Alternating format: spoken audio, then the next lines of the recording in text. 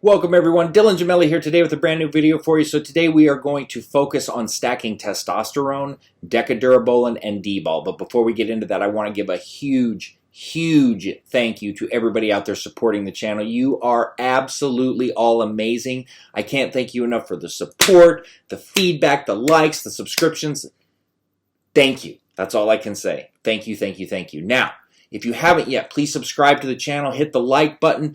Don't forget to click the bell icon when you do subscribe, otherwise YouTube won't send you any of the notifications when I upload new content. Also, when you see the video start, you're going to see some podcast links pop up on the bottom of the screen. That's Apple, Spotify, and Google. All my videos are in podcast form, so make sure to follow along there because it's nice to have those available to you as well. So let's talk about stacking testosterone, Deca, and Dbol. This is the most popular bulking cycle on the planet. If you're new to this, you may not know that, but many of you that are veterans that have been around, obviously you know this is the go-to bulking stack. Just like we have a go-to cutting stack, which is Test, Trend, and Masteron, this is the go-to bulking stack. So what I want to do is focus on how to properly go about running the stack to get the most out of it while keeping the side effects as low as possible.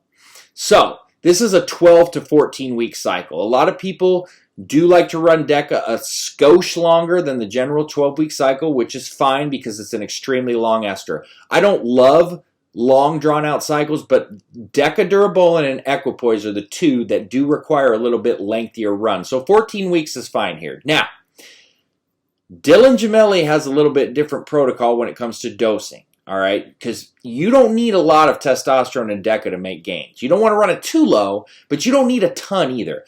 I cap those out at 400 milligrams when you're running them together.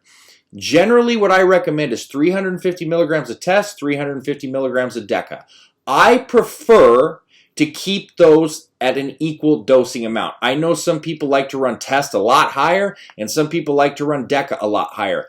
That's one of those things that's very subjective from person to person. Some people do really well one way. Some people really do well the other way. I've always found keeping them equal is the best to really control things in a little bit better, magnitude than you can if you run too high, too low, etc.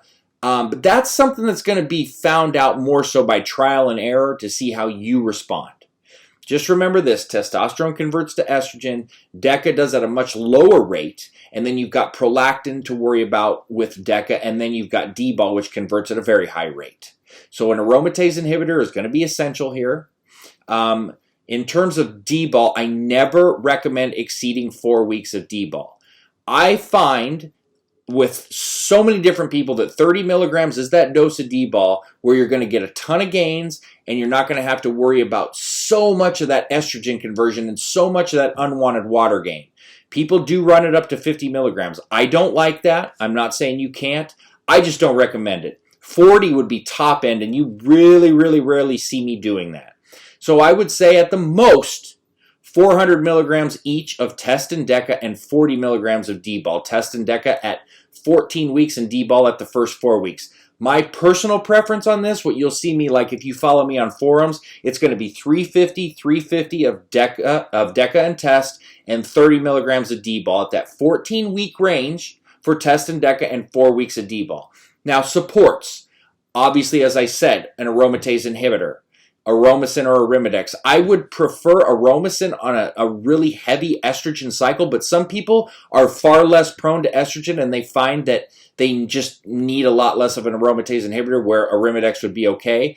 I would start at 12.5 milligrams every other day of Aromasin and start at 0.5 milligrams every day, or every other day, excuse me, of Arimidex, and you adjust from there. You need to do pre-cycle, mid-cycle, and post-cycle blood work, and that will determine where you're sitting and how well or not well you are responding to certain compounds.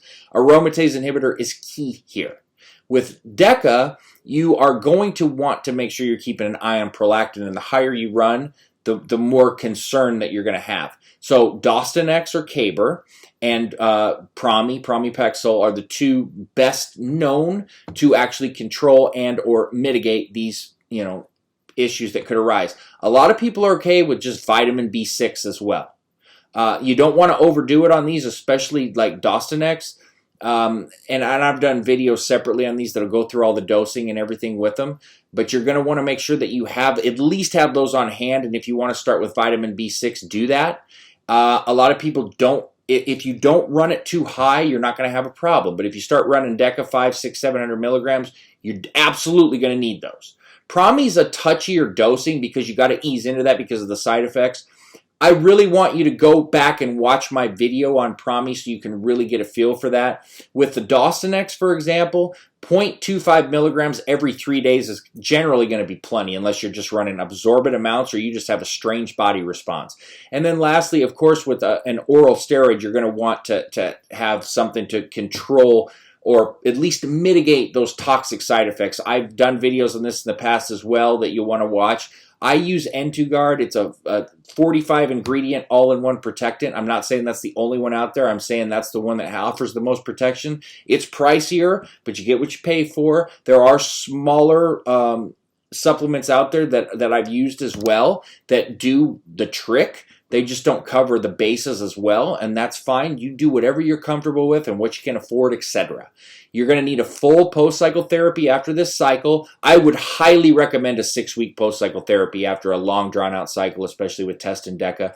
Go back and watch my post-cycle video. I've done in-depth and in detail exactly how to run a proper post-cycle therapy when it comes to this. But that's your cycle right there. That is your ultimate bulking cycle that everybody goes to. It's not some long, drawn-out, crazy thing, but it's the go-to.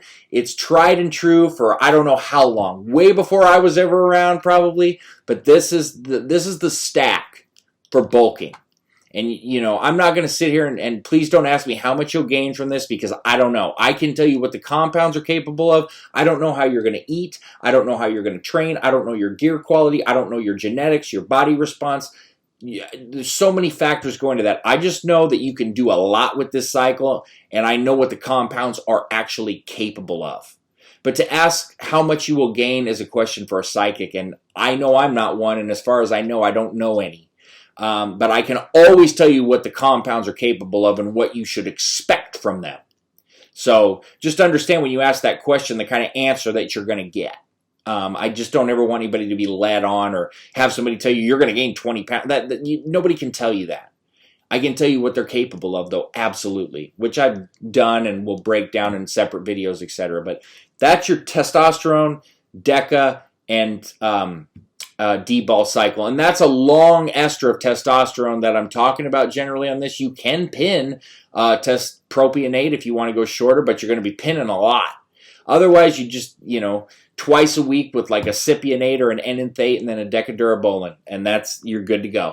Very simple. Dbol, you take it daily, and that's it. Oh, and the Dbol, you're going to want to split the dose at least twice a day. It's a very short half-life, so you may want to go 3 times a day, but twice a day at the minimum. So I just want to make sure I point that out as well. So that's the cycle, everybody. I appreciate you all, and I love you all. Thank you so much for the support. Stay tuned for plenty more to come. Dylan Gemelli, signing off.